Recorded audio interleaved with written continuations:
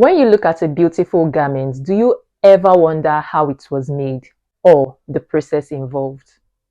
Well, for professional pattern cutters, they don't just see and admire the design or fabric. No, it goes deeper than that because we see the lines, the seams, the structure, and the geometry that makes up the garment. So, what looks like just an elegant blouse or dress to most people looks like a map to us, a visual code that tells us how exactly we can start translating what you see into patterns with confidence. Here is the secret. Every designer or pattern cutter always starts with visual analysis when analyzing a design. Before we ever pick up a ruler or our paper, we first study the garment intricately. We then go ahead to break the design down into clear sections like the neckline, the waistline, the seams, the volume added, and the balance. And when you understand this structure and the anatomy of a garment, recreating or designing becomes less about guesswork and more about strategy.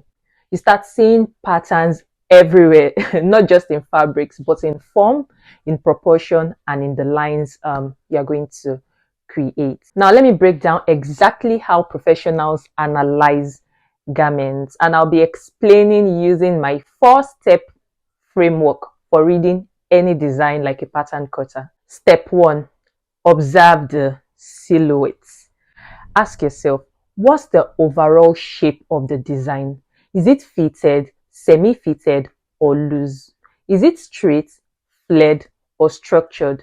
The answers to this question helps you understand the silhouette of the design and gives you your first big clue about the basic bodies block you'll be using. So whether it's a basic bodice block you'll be using, a skirt block, or a trouser foundation, you get clarity with all of that before you now then break the pattern down into smaller steps.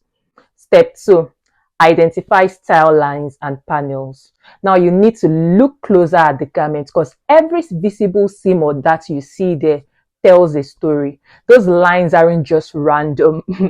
They represent pattern cuts or dart manipulations that made the design what it is. So for example, if you see a curved seam running vertically across the front, that's probably a princess seam line. And maybe what you see next is a horizontal seam near the shoulder. Well, that's probably a yoke. So zooming in visually trains your brain to see design through its structure. Step 3, notes, details, and features. Now you need to pay closer attention to any pleats, gathers, tucks, or panels on the garment because each of these details shows where fullness or shaping was added to the garment. And it's often through techniques like slash and spread, which we've talked about in our earlier videos. So guys, the details you see on the garment aren't just for decoration sometimes. They are also construction choices that informs you of how the pattern was drafted. Step 4, consider fabric behavior. This is a very important factor and it's sometimes where many beginners stop. But what most don't understand is that fabric changes everything because the same pattern you make in a stiff cotton fabric, for example, that comes out looking crisp and architectural will fall, drape, and flow when you use a fabric like silk. So always note the drape, the weight, and the grain direction of the design fabric when analyzing the design. When you combine these 4 steps, which are the silhouettes, the lines, the details, and the fabric, you're no longer just looking at a garment, you are decoding it nicely and you are seeing the blueprint behind the beautiful design. Now let's put this into practice. Take this simple example of a fit and flare dress with princess seams and exaggerated hips. Here's how I would break it down. First, the silhouette of the design tells me it began as a basic dress block with a waist dart. Second, the vertical seams that run along the bust all the way to the hem tells me the waist darts on the basic dress pattern have been manipulated into bustier princess lines or panels. Third, the neckline is a sweetheart neckline, and the neckline of my basic pattern has been modified accordingly to achieve that. Fourth, the hip line of the dress has been expanded to create the exaggerated flared out design that you see on the structure. And finally, the fabric choice is soft but structured, which means I'll probably need a strong interfacing or stabilizer that can help the exaggerated silhouette hold its shape. Then add your straps, and in just a few minutes, you've gone from admiring a dress to understanding exactly how it was built. And that's basically how pattern cutters think. In my early years, when I first started analyzing garments, I realized something powerful. Great design isn't about copying, it's about understanding structure.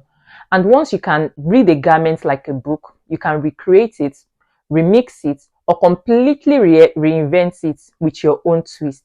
That's what makes pattern cutters true designers. We don't just see fabrics, we understand the language of clothing. And if you want to make sure you've got all the essential tools and principles you need before analyzing or recreating designs, grab my free pattern drafting essentials checklist and it's linked right below in the description box.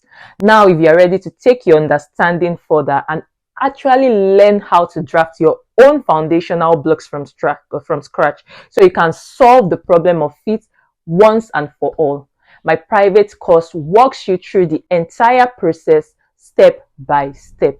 You'll find the link to that right above your screen.